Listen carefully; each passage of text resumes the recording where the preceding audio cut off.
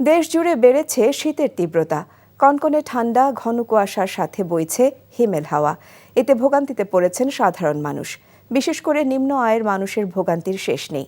শীতের তীব্রতা বাড়ায় হাসপাতালগুলোতে বাড়ছে ঠান্ডাজনিত রোগীর সংখ্যা। আবহাওয়া অফিস জানিয়েছে, উত্তরের ৬ জেলায় মৃদু শৈত্যপ্রবাহের কারণে সেখানকার জনজীবন বিপর্যস্ত হয়ে পড়েছে। তামজিদ সুমনের রিপোর্ট। রাজধানী ঢাকায় এমন চিত্র তখনই দেখা যায় যখন শীতের তীব্রতা কয়েক গুণ বেড়ে যায়। ঠান্ডা সহ্য করতে না পেরে এভাবেই আগুনের পাশে বসে শীত নিবারণের চেষ্টা। শীতের কারণে স্বাভাবিক কাজ করতে পারছেন না বৃদ্ধ কুদ্দুস আলী। কাম কর্ম করতে হাত পা লাড়ন জানা, শ্বাসকষ্ট তো দৌড়ে গেছে ঠান্ডায়, বিভিন্ন রোগে ধরে গেছে। এবছর ঢাকায় শীতের তীব্রতা অনেক বেশি, সাথে হিমেল বাতাস আর ঘন কুয়াশার কারণে দিনের আলোতেও বেশি শীত অনুভূত হচ্ছে। শুক্রবার ঢাকার সর্বনিম্ন তাপমাত্রা 13.6 ডিগ্রি সেলসিয়াস রেকর্ড করা হয়েছে। আর দেশের সর্বনিম্ন তাপমাত্রা রেকর্ড করা হয়েছে তেঁতুলিয়ায় 8.3 ডিগ্রি সেলসিয়াস, যা এবছরের সবচেয়ে কম তাপমাত্রা। তীব্র এই শীতের কারণে খেটে খাওয়া মানুষের বিপদ বেড়েছে কয়েক গুণ। কাজ কামে যাই কি শীতের লেগে যাইতে পারি না, শীত বেশি লাগে। ইনকামের তো দরকারই ভাই, শীতের লেগে যাবারই হইতেছি না, শীত বেশি, ঠান্ডা বাতাস। যখন খালি গাড়ি চালাই তখন শীত করে, যাত্রী কম নাই, শীতে বাইরে মানুষ বাইরে বেড়ে না। হিমেল হাওয়া ও কনকনে ঠান্ডায় বিপর্যস্ত হয়ে পড়েছে জনজীবন। বিশেষ করে বৃদ্ধ ও শিশুদের কষ্ট বেড়েছে। মেনলি বেড়াতে আসছি ঢাকাতে, আসার পরে দেখতে পাচ্ছি যে এখানে প্রচণ্ড ঠান্ডা। বিশেষ করে আজকে এবং গতকালকে 2 দিন বেশি ঠান্ডা। ঠান্ডাতে প্রবলেম হচ্ছে মূলত কি, বাচ্চারা তো ঠান্ডাটা হয়ে সর্দি হয়ে যাচ্ছে। শীতের কারণে রাজধানীর হাসপাতালগুলোতে বাড়ছে রোগীর সংখ্যা। বিশেষ করে শিশু ও বৃদ্ধরা শীতজনিত রোগে আক্রান্ত হচ্ছেন বেশি। আবহাওয়া পূর্বাভাস বলছে, সপ্তাহখানেকের মধ্যে কুয়াশা কমে গেলেও সামনের দিনে শীতের তীব্রতা আরও বাড়বে। আগামী 7 তারিখ পর্যন্ত কম শীত চলবে। এরপরে তো যে তীব্র কুয়াশা বা ঘন কুয়াশা যেটা আছে, কুয়াশার ভাবটা কেটে যাবে। কুয়াশার ভাবটা কেটে গেলে দিনের তাপমাত্রাটা বাড়বে। যখনই দিনের তাপমাত্রা বাড়বে, মানুষের মধ্যে যে দিনের বেলা যে তীব্র শীত যেটা অনুভূত হচ্ছে, এই তীব্র শীতের অনুভূতিটা অনেকটা কমে আসবে। এদিকে শৈত্যপ্রবাহের কারণে রংপুর বিভাগের পঞ্চগড়, নীলফামারী, কুড়িগ্রাম, দিনাজপুর এবং রাজশাহী বিভাগের নওগাঁ, পাবনা সহ প্রায় সব জেলাতেই জেঁকে বসেছে শীত। এছাড়া চট্টগ্রাম, ময়মনসিংহ ও বরিশাল বিভাগেও বেড়েছে শীতের প্রকোপ। Tamjid Suman, NTV news, Dhaka. অন্তর্বর্তীকালীন সরকারের উদ্দেশ্যে জামায়াতে ইসলামের আমির ডাক্তার শফিকুর রহমান বলেছেন, অতি জরুরি সংস্কারগুলো শেষ করে দ্রুত নির্বাচন দিন। জনগণ যাদের পছন্দ করবে তাদের ভোট দিয়ে নির্বাচিত করবে। দুপুরে নাটোর নবাব সিরাজউদ্দৌলা সরকারি কলেজ মাঠে জেলা জামায়াতের কর্মী সভায় তিনি এসব কথা বলেন। যারা ক্ষমতায় থাকার জন্য হত্যা, দুর্নীতি, লুটপাটকে বেছে নেয়, তাদের বাংলাদেশে রাজনীতি করার কোনো অধিকার নেই বলেও মন্তব্য করেন জামায়াত আমির। জেলা জামায়াতের আমির ডক্টর মীর নুরুল ইসলামের সভাপতিত্বে কর্মী সভায় দলের কেন্দ্রীয় সহকারী সেক্রেটারি জেনারেল রফিকুল ইসলাম খান সহ বিভিন্ন পর্যায়ের নেতৃবৃন্দ বক্তব্য রাখেন।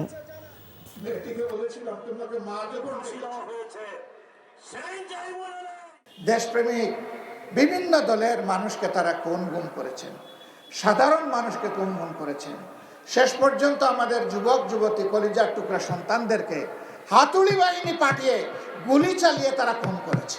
আগামী নির্বাচনে তারা অংশগ্রহণ করতে পারবে কিনা? নির্বাচন কার জন্য? নির্বাচন তাদের জন্য যারা মানুষকে সম্মান করে।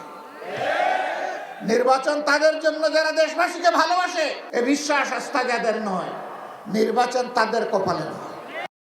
জনপ্রশাসন সংস্কার কমিশনের প্রতিবেদনে আন্তঃক্যাডার বৈষম্য নিরসনে তাদের মতামতের প্রতিফলন দেখতে চান প্রশাসন ছাড়া বাকি 25 ক্যাডারের কর্মকর্তারা।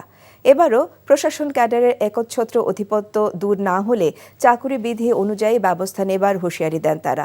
সকালে রাজধানী ঢাকায় আন্তঃক্যাডার বৈষম্য নিরসন পরিষদ আয়োজিত এক আলোচনা সভায় পদোন্নতি, বেতন, সুযোগ সুবিধা না পাওয়া সহ প্রশাসন ক্যাডারের কর্মকর্তাদের কাছ থেকে বঞ্চনার কথা তুলে ধরা হয়। বিস্তারিত রকুন উদ্দিনের রিপোর্টে। 25 ডিসেম্বর সমাবেশ করে উপসচিব পদে পদোন্নতিতে জনপ্রশাসন সংস্কার কমিশনের প্রস্তাবিত সুপারিশ বাতিল, এমনকি কমিশনের চেয়ারম্যানের পদত্যাগ দাবি করেন প্রশাসন ক্যাডারের কর্মকর্তারা। আর শুক্রবার সমাবেশ করলেন বাকি 25 ক্যাডারের কর্মকর্তারা। মূল দাবি বৈষম্য দূর করা। সমাবেশে বক্তারা তুলে ধরেন কিভাবে বছর বছর পদোন্নতি, বেতন, সুযোগ সুবিধা, এমনকি সম্মানের ক্ষেত্রেও তাদের পেছনে ফেলে রাখা হয়েছে। প্রশাসন ক্যাডারই কর্তৃত্ববাদের মাধ্যমে তা জিইয়ে রেখেছে, আর সামনের দিনেও একই পথে হাঁটতে চায় বলেও মনে করেন তারা। তারা শাসকের ভূমিকায় রয়েছে, তারা বিভিন্নভাবে বিভিন্ন ওয়েতে সমতায়, মর্যাদায়, সম্মানে সব জায়গায় তারা এই 25 ক্যাডারকে বঞ্চিত করেছে। কত মানুষের মধ্যে ক্ষোভ আছে, কত মানুষ বঞ্চিত, কত মানুষ অসম্মানিত। অত্যন্ত দুর্ভাগ্যজনকভাবে রাষ্ট্রযন্ত্রের বিশেষ এক শ্রেণীর কাছে প্রভুত্ববাদ হয়ে দাঁড়িয়েছে একটা নির্লজ্জ ফ্যাশনের। চারপাশ ঘিরে থেকে প্রশাসন ক্যাডাররা অন্য ক্যাডার, এমনকি জনমানুষের কাছ থেকেও সরকারকে বিচ্ছিন্ন করে রেখেছে বলে দাবি করেন আলোচকরা। পেশাভিত্তিক তার যে কন্ট্রিবিউশন, সেটা যদি তারা শাসক ক্যাডার বা শাসক মন্ত্রণালয় রাখতে পারে, তাহলেই জনবান্ধব সিভিল সার্ভিস তৈরি হবে। ক্যাডার সার্ভিসে থাকার ফলে সুপিরিয়র সার্ভিস স্কুলের মাধ্যমে আমাদের মন্ত্রণালয় যাওয়ার যে সুযোগ ছিল, সেই রাস্তা বন্ধ করার চেষ্টা চলছে বলে আমরা মনে করছি। এবারও বৈষম্য দূর না করলে চাকুরি বিধিমালা অনুযায়ী ব্যবস্থা নেবার হুঁশিয়ারি দিয়ে ঘোষণা করা হয় পরবর্তী কর্মসূচি। এই অন্যায়গুলি ক্রমাগত চলতে পারবে না, এগুলি একটা সময় বিস্ফোরণ হবে এবং তখন কিন্তু এই প্রশাসন ক্যাডারের নিজেরা এককভাবে আদায় করে নেওয়া, এগুলি সবই কিন্তু একসময় আপনাদেরকে বুমেরাং হয়ে যাবে। জনপ্রশাসন সংস্কার কমিশন চূড়ান্ত সুপারিশে 25 ক্যাডারের মতামত প্রতিফলন দেখতে চায় নেতৃবৃন্দ, আর এ দ্বারা অব্যাহত থাকলে আমরা চাকরিবিধি অনুযায়ী পরবর্তী ব্যবস্থা গ্রহণ করব। বৈষম্য নিরসন ও সংস্কারের প্রতিশ্রুতি নিয়ে অন্তর্বর্তী সরকার গঠিত হয়েছে উল্লেখ করে আন্তঃক্যাডার বৈষম্য নিরসনে সরকারের সহযোগিতাও চান সবাই। Rokonuddin, NTV news, Dhaka.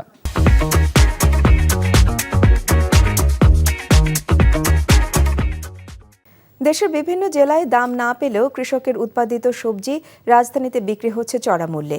সবজি ভেদে দামের ব্যবধান প্রায় 20 থেকে 40 টাকা পর্যন্ত। বগুড়ার 2 টাকার ফুলকপি ঢাকায় বিক্রি হচ্ছে 30 থেকে 40 টাকায়। বেড়েছে পেঁয়াজের দাম। ক্রেতারা বলছেন মধ্যস্বত্বভোগীদের জন্য কৃষকরা দাম পান না। মিসবাহ হাসানের রিপোর্ট। বগুড়ার রাজাবাজার। শীতকালীন সবজির সমারোহ যেমন বেশ, তেমনি দামও হাতের নাগালে। একটি ফুলকপি মান ও আকার ভেদে বিক্রি হচ্ছে 2 থেকে 5 টাকা। দিন কয়েকের ব্যবধানে দাম কমে যাওয়ায় বিপাকে কৃষক। তবে সাধ্যের মধ্যে সবজি কিনতে পেরে খুশি ভোক্তারা। কপি গাছ কাটে ভাল দিচ্ছে, দাম হয় না দেখে, খাজনা ভ্যান ভাড়া দিয়ে 200-100 টাকা হাতত যায়। আলু, সবজি সবকিছু দামই কম, আমার বেশ স্বস্তি পাচ্ছি বাজার করতে এখন। রাজধানীর কারওয়ান বাজার। উত্তরাঞ্চলের জেলাগুলো থেকে আনা পণ্য পাইকারি দামে বিক্রি হয় এই বাজারে। 2 টাকার সেই ফুলকপি এই বাজারে বিক্রি হচ্ছে 20 থেকে 40 টাকায়। যদিও এত দাম বৃদ্ধি কেন, তার কোনো সদুত্তর নেই এই বিক্রেতার কাছে। ফুলকপি ভালো মন্দ অনেক আছে, ফুলকপিতে বিভিন্ন কোয়ালিটিতে বিক্রি হয়, বিভিন্ন দামে বিক্রি হয়। 2 টাকা না, আমরা 20 টাকাও পাচ্ছি না। খুলনার তুলনায় এখানে একটু বেশি, খুলনায় আরো সস্তা। রাজধানীর বাজার ভেদে এর দাম আরো বেড়ে যায়। বেগুন মান ভেদে বিক্রি হচ্ছে 40 থেকে 60 টাকা, নতুন আলু 40 টাকা। তবে মৌসুম হিসেবে দাম বেশি বলছেন ক্রেতারা। এখনো মানুষের সহনীয় পর্যায়ে আসেনি। আয়ের অনুযায়ী, ইনকাম অনুযায়ী খরচ বাইরে গেছিল, একটু স্বস্তি পাইছে। সপ্তাহের ব্যবধানে 10 টাকা বেড়েছে পেঁয়াজের দাম। প্রতি কেজি পেঁয়াজ বিক্রি হচ্ছে 60 থেকে 70 টাকা। বেড়েছে সোনালী মুরগির দাম। ওঠানামার মধ্যে রয়েছে ব্রয়লার মুরগি। সোনালী আপনার 350, আবার হাইব্রিড যেটা আছে 330, আর ব্রয়লার আপনার বড়গুলো আছে আপনার 200, ছোট সাইজ আছে 190, 200। 50 টাকা একটু কমছে, কিন্তু দেখা যায় যে না, সেই 60 টাকা করে নিতে হলো। সরকার বাড়াইছে 8 টাকা, তাতে সবাই পর্যাপ্ত পরিমাণ দিতেছে না। রূপচাঁদা আজকে প্রায় 10 দিন যাবত বাজারে তেলে নাই। এখনো স্বাভাবিক হয়নি ভোজ্য তেলের সরবরাহ। 10 দিনের ব্যবধানে বেড়েছে চালের দাম। Misbah Hasan, NTV news, Dhaka. এবছর সরকারের আমন চাল সংগ্রহ লক্ষ্যমাত্রা ব্যাহত হবার আশঙ্কা দেখা দিয়েছে। সরকারের সাথে চুক্তি হলেও লোকসানের কারণ দেখিয়ে আমন ধান সরবরাহ করতে চাইছেন না নওগাঁর মিল মালিকরা। তাদের অভিযোগ, সরকার যে দামে চাল কিনছে তাতে কেজি প্রতি তাদের 5 থেকে 7 টাকা লোকসান হবে। তবে খাদ্য কর্মকর্তারা বলছেন মিল মালিকরা চাল দিতে বাধ্য। নওগাঁ থেকে আসাদুর রহমান জয়ের পাঠানো রিপোর্ট। খাদ্য উদ্বৃত্ত জেলা নওগাঁ। এখানকার বেশিরভাগ মিল মালিকদের সাথে আমন চাল ক্রয়ে চুক্তি করেছে সরকার। মিল মালিকদের কাছ থেকে সরকার প্রতি কেজি আমন চাল কিনবে 47 টাকা কেজি দরে। মিল মালিকদের দাবি, বর্তমানে ধানের উৎপাদন খরচ বৃদ্ধির কারণে কৃষকদের কাছ থেকে বেশি দামে কিনতে হচ্ছে ধান। এতে কেজি প্রতি তাদের 5 থেকে 7 টাকা লোকসান গুনতে হবে। চলতি মৌসুমে নওগাঁ জেলা থেকে 17,500 মেট্রিক টন চাল কিনবে সরকার। বিগত বছরগুলোতে শতভাগ সংগ্রহ সম্পূর্ণ হলেও এবারের চিত্র ভিন্ন। অন্তত 20% মিল মালিক ও চাল ব্যবসায়ীরা সরকারের সাথে কোনো ধরনের চুক্তিতে যায়নি। 20% মিল মালিক চুক্তি করে নাই। যারা চুক্তি করেছে তারা চাউল সরবরাহ করতেছিল। বাজারটা পর্যায়ক্রমিকভাবে বৃদ্ধি পেতে পেতে বর্তমানে আমাদের উৎপাদন ব্যয়, সরকারের যে চাউলটা আমরা সরকারি খাদ্য গুদামে সরবরাহ করছি, তার উৎপাদন ব্যয় প্রায় 53 টাকা থেকে 54 টাকা, হয়রাজ সরকার আমাদের দিচ্ছে 47 টাকা, অর্থাৎ প্রতি কেজিতে আমাদের 7 থেকে 8 টাকা লস গুনতে হচ্ছে। বাজারে ধান চালের দাম বেশি থাকায় মিল মালিক ও চাল ব্যবসায়ীরা সময়মতো সরকারি খাদ্য গুদামে চাল সরবরাহ করতে পারছে না বলে স্বীকার করলেন এই সরকারি কর্মকর্তা। 2 মাস মতো সময় আছে, এর মধ্যে আমার সমস্ত চাল তারা আমার গোডাউনে দিয়ে দিবে। আর আমরা মিল বা অন্যান্য জায়গাও আমরা তদারকি করছি যাতে চাউলের দামটা আরও কমানো যায় এবং মিলাররা যাতে আরও দ্রুত গতিতে চাউল দিতে পারে। আমরা চেষ্টা করতেছি শতভাগ সংগ্রহটা যেন হয় এবং সেই মোতাবেক আমরা মিলের দিকে গুদামে চাউল দেওয়ার জন্য উদ্বুদ্ধ করতেছি। তবে এখন পর্যন্ত 45% চাল সংগ্রহ সম্পন্ন হয়েছে বলে দাবি করেছেন জেলা খাদ্য বিভাগের এই কর্মকর্তা। আমন সংগ্রহ মৌসুমে নওগাঁ জেলায় আমাদের 20,500 মেট্রিক টন চালের লক্ষ্যমাত্রা ছিল। আমরা 17,500 চুক্তি করতে পেরেছি। তো এর ভিতরে আমরা এ পর্যন্ত প্রায় 7,000-এর উপরে সংগ্রহ করেছি। সারা দেশে ধান চাল সংগ্রহ চলবে আগামী 28 ফেব্রুয়ারি পর্যন্ত। NTV news desk. যারা দুর্নীতিতে 5 বার চ্যাম্পিয়ন হয়েছে তাদেরকে এদেশের মানুষ ক্ষমতায় দেখতে চায় না বলে মন্তব্য করেছেন ইসলামী আন্দোলন বাংলাদেশের আমির মুফতি সৈয়দ রেজাউল করিম। আওয়ামী লীগ ছিল ভারত মনোনীত সরকার উল্লেখ করে মুফতি রেজাউল করিম বলেন, অন্তর্বর্তীকালীন সরকারকে বিপদে ফেলতে এখনও স্বৈরাচারের দোসররা ঘাপটি মেরে আছে। রাজধানীর ইঞ্জিনিয়ারিং ইনস্টিটিউটে ইসলামী শ্রমিক আন্দোলন বাংলাদেশের জাতীয় সম্মেলনে তিনি এসব কথা বলেন। আগামীতে সংখ্যানুপাতিক নির্বাচন ব্যবস্থার দাবি করেছেন ইসলামী আন্দোলন বাংলাদেশের শীর্ষ নেতারা। তিনি বলেন, আগামী জাতীয় সংসদ নির্বাচন হতে হবে সমতার ভিত্তিতে।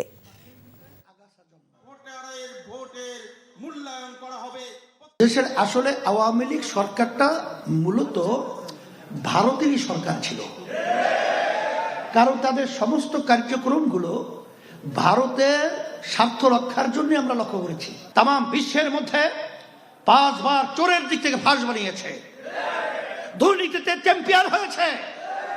আর এই দুর্নীতিবাজদেরকে আবার ক্ষমতার মস্তদে বসিয়ে আমরা তামাশা দেখব, এটা বাংলাদেশের জনগণ সহ্য করবে না। সংযুক্ত আরব আমিরাতের স্বর্ণের দাম 2 সপ্তাহের ব্যবধানে সর্বোচ্চ পর্যায়ে পৌঁছেছে।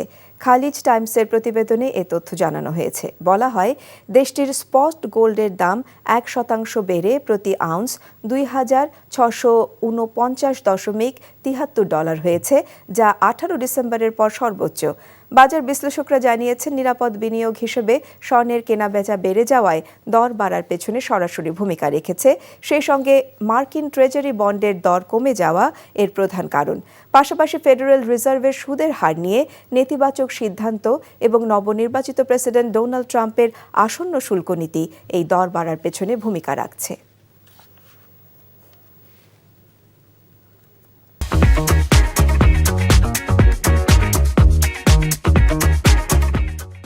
বিএনপি মহাসচিব মির্জা ফখরুল ইসলাম আলমগীর বলেছেন, দেশ ফ্যাসিবাদ থেকে বেরিয়ে এসেছে, তবে ঐক্যের সাথে দেশ গড়ার জায়গায় এখনও ব্যর্থতা রয়ে গেছে। নতুন করে বাংলাদেশকে গণতান্ত্রিক রাষ্ট্রে পরিণত করার অঙ্গীকার ব্যক্ত করে মির্জা ফখরুল বলেছেন, আমরা হেরে যেতে পারি না। দিনাজপুরে এক অনুষ্ঠানে তিনি এসব কথা বলেন। ফারুক হোসেনকে সাথে নিয়ে হাসান মাহমুদের রিপোর্ট। দিনাজপুর সরকারি কলেজের অর্থনীতি বিভাগের 50 বছর পূর্তি উপলক্ষে আয়োজিত সুবর্ণ জয়ন্তী অনুষ্ঠানে যোগ দেন বিএনপি মহাসচিব মির্জা ফখরুল ইসলাম আলমগীর, যেই কলেজে 6 বছর অর্থনীতির শিক্ষক ছিলেন তিনি। বক্তৃতায় মির্জা ফখরুল আক্ষেপ করে বলেন, তারা যারা রাজনীতি করছেন তাদের ব্যর্থতা হলো 53 বছরেও দেশকে প্রেমময় করে গড়ে তুলতে না পারা। তিনি বলেন, কিছুদিন আগেও এদেশের মানুষ যে গর্বিত জাতি সে কথা বলতেও পারেনি, তবে এখন আশা জেগে উঠেছে, সবাই স্বপ্ন দেখছে। আজকে আমার ব্যর্থতা সেই জায়গায় মনে হয় আমরা যারা রাজনীতি করছি ওই জায়গাটা আমাদের ব্যর্থতা আছে। আমরা এই 52-53 বছরেও বাংলাদেশকে একটা সুখী, শান্তিময়, প্রেমময়, ভালোবাসাময় এক দেশ করতে পারলাম না। আমরা এখানে রাজনীতি নিয়ে সংকীর্ণতায় ভুগি। আমরা এখানে নৈতিকতার একটা সর্বনিম্ন পর্যায়ে চলে গেছি। মির্জা ফখরুল বলেন, ফ্যাসিস্টরা রাষ্ট্রের সমস্ত ক্ষমতা দখল করে নিজেদের নিরঙ্কুশ করতে চেয়েছিল, যাতে কেউ কথা বলতে না পারে। আল্লাহর অশেষ রহমতে আমরা সেই জায়গা থেকে বেরিয়ে এসেছি। সেই জায়গায় বেরিয়ে এসে একটা সুযোগ সৃষ্টি হয়েছে যে আমরা নতুন করে বাংলাদেশকে গণতান্ত্রিক রাষ্ট্রে পরিণত করব। শুধু নেগেটিভ চিন্তা করলে হবে না, নেতিবাচক চিন্তা করলে হবে না। আমাদের পরস্পরকে সহনশীলতার মধ্যে দিয়ে আনতে হবে, সম্মান করতে হবে। আমি যে রাজনৈতিক চিন্তাই করি না কেন, কিন্তু দেশপ্রেম যদি আমার থাকে, দেশের প্রতি ভালোবাসা যদি আমার থাকে, তা নিশ্চয়ই আমার আজকে যে সুযোগ এসেছে সেই সুযোগের সদ্ব্যবহার যেন আমরা করতে পারি। সংকীর্ণতার ঊর্ধ্বে দাঁড়িয়ে সুস্পষ্ট, সত্য, সুন্দর পথ নির্ধারণের আহ্বান বিএনপি মহাসচিবের।